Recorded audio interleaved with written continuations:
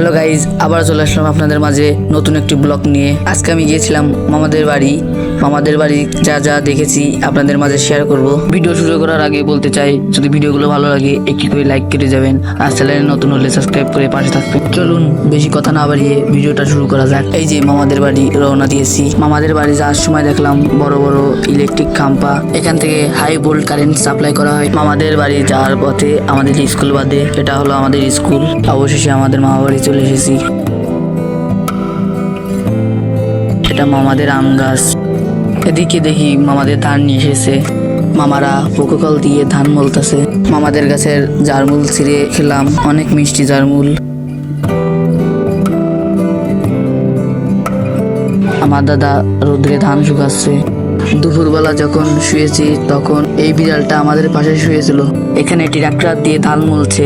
এটা হলো মামাদের দোকান, কিছু জিনিস নিলাম। এটা কত সুন্দর ফুল, কমেন্টে জানাবেন ফুলের নাম কি।